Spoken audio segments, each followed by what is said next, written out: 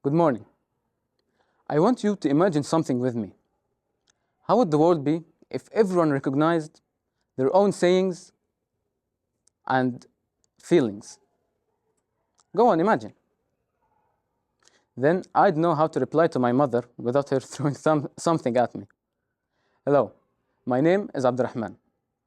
When I was younger, about 10, I was quite the shy kid. I wouldn't really open up to anyone, and any problem I had, I'd keep it to myself. I wouldn't even tell my parents. No one really knew or had an idea what was going on inside of my head. Thankfully, I was smart enough not to do anything stupid. That enigma that I had didn't really help me at all. In fact, it did the opposite.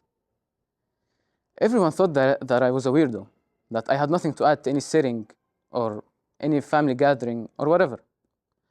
But that was untrue. I always had information to add, comments to say, but I didn't find the need to say it.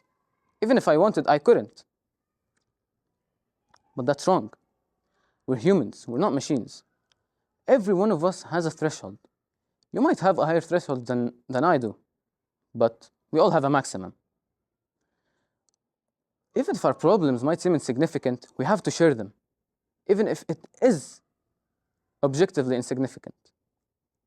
Just the fact that someone knows or shares our troubles with us will make us feel tons better. Anyways, that mindset that I had got me thinking that I don't need anyone. I'm good all by myself, that I'm a strong, independent man, even though I could barely grow a mustache. Anyways, I got all pent up, and the more I got bottled up, I went over my edge. I sort of exploded. I've reached a point where any minor inconvenience would cause me to cry or tear up. And let me tell you, that was not a pleasant experience to deal with at all. My family thought, what was wrong with me? They were like, what's wrong with him? Since when was he such a crybaby? That all could have been prevented. All that ruckus, the embarrassment, if I just knew how to deal with my emotions. Yet I chose the easy path, and I chose to ignore them.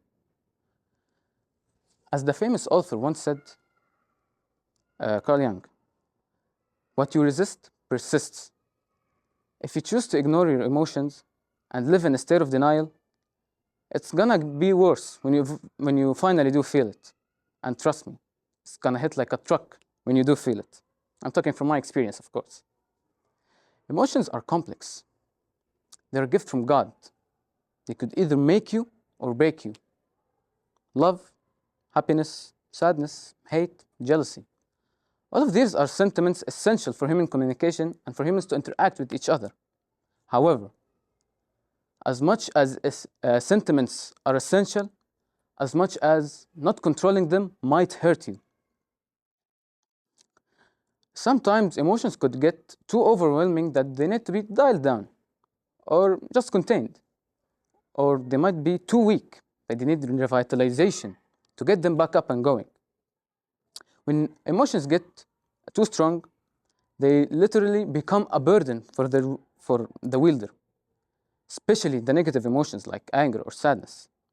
And they will cause you to take regrettable, rash, irrational decisions that might hurt you or even hurt those around you. On the other hand, the lack of feelings will turn you into an empty shell with no regard for others or their feelings. And prolonged exposure to the lack of feeling will eventually lead to loneliness and then depression. 700,000 people die each year due to suicide. That makes it the fourth leading cause of death for people between the ages of 15 to 29. That's a shocking number.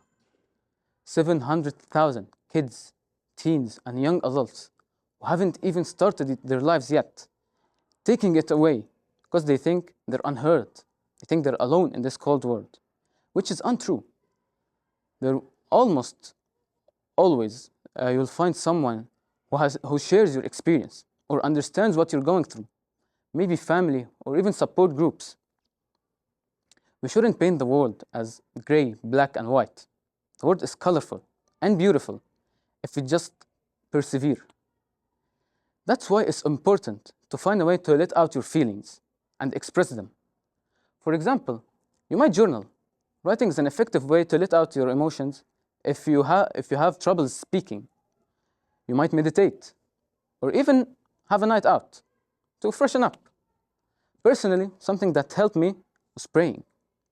The warmth I'd feel after 10 or 20 minutes dedicated to the all-knowing made me feel like I wasn't alone. Made me feel like that any problem I had, come on, it's easy. I could deal with it. Whether it be praying or anything else, you must learn how to control and always have a positive attitude. Research by psychologist Barbara Fredrickson suggests that individuals who practice emotional regulation and keep a positive attitude have a 25% less chance of getting any mental disorder such as anxiety or depression.